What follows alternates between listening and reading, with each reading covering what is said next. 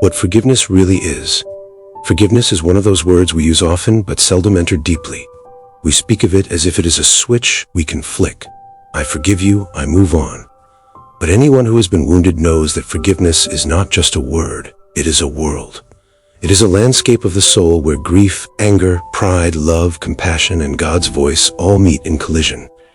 To understand forgiveness, we must peel back the layers, because at first glance, forgiveness looks like an action. I release you, I pardon you, I cancel your wrong. But underneath, forgiveness is something more intimate. It is a shift of perception, a reorientation of the heart, a releasing not only of the offender but of ourselves from the trap of pain. Forgiveness in the Bible. The language of release.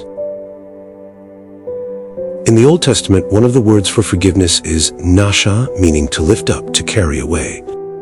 Psalm 32:1 says, "Blessed is the one whose transgressions are forgiven, whose sins are covered." The picture is of a heavy burden being lifted off a person's back. In the New Testament, the Greek word most often used is aphesis, meaning release, letting go, cancellation. When Jesus proclaimed in Luke 4:18, "He has sent me to proclaim freedom for the prisoners, to set the oppressed free," he used that word. Forgiveness is the announcement that the prison doors are open, the chains have fallen, the record of debt has been torn up. So biblically, forgiveness is first of all about release. Something is carried away, something is let go, something is no longer held against the person. Forgiveness as perception, but here is the mystery. Release is not only something I do outwardly, it begins in how I see. Think of two people walking down the street. A stranger bumps into one of them and keeps walking. The first man mutters, "How rude, he disrespected me." His blood boils. The second man shrugs and smiles. "He must be in a hurry, may God bless him." He feels no sting. The same event, but two different worlds. Why? Because forgiveness is not only about the act done to us, it is about the interpretation of that act inside us. If I see it as theft, disrespect, betrayal, I feel pain. If I see it as weakness, blindness, or simply human frailty, I feel compassion. This is why Paul says in Philippians 4:8, "Whatever is true, whatever is noble, whatever is right, whatever is pure, whatever is lovely, think about such things, because the way I think shapes whether I live chained to offense or free in forgiveness." The hook and the rope, an analogy.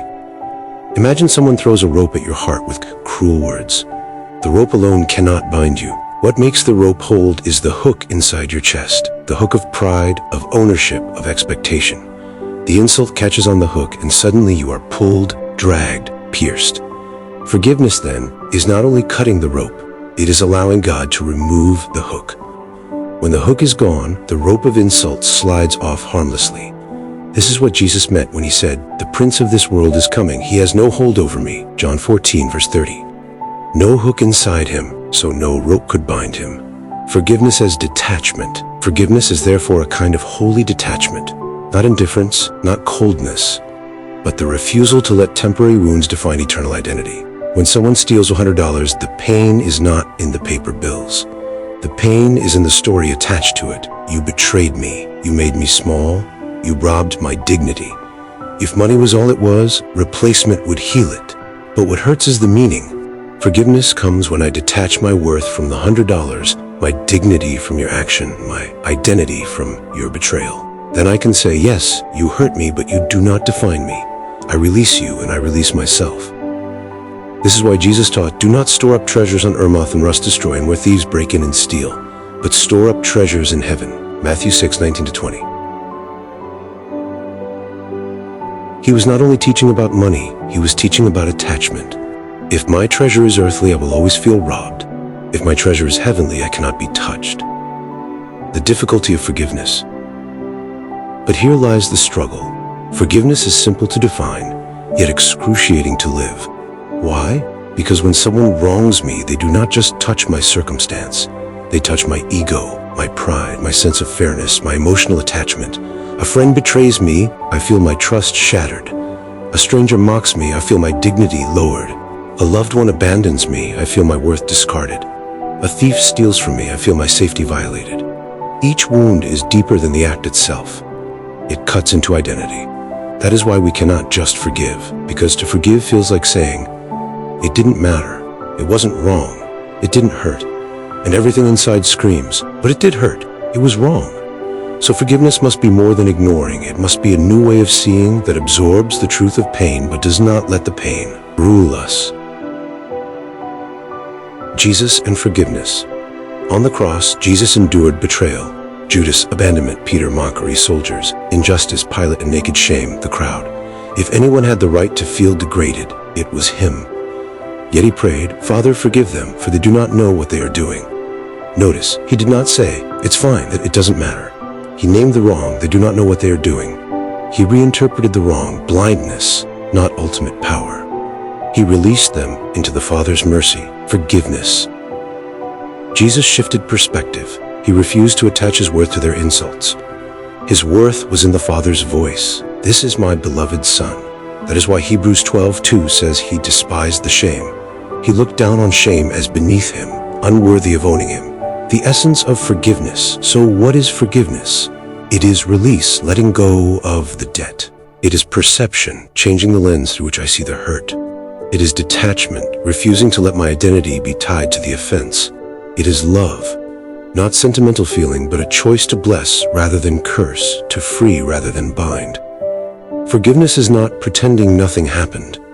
Forgiveness is saying, "Yes, it hurt, but you will not own me. I release you into God's hands, and I release myself into his love." Not why. Forgiveness heals the forgiver. Unforgiveness is like drinking poison and expecting the other person to die. When I replay the wound, the betrayal, the insult, I tie myself again and again to the act. It owns me. Forgiveness cuts the chain, not always in one moment, not always easily, but progressively. Every time I release, every time I reinterpret, every time I detach, I heal. This is why Paul urged in Colossians 3:13, "Bear with each other and forgive one another. If any of you has a grievance, forgive as the Lord forgave you." Because forgiveness is not only obedience, it is liberation. Living forgiveness. Forgiveness, then, is not a single act, but a way of being.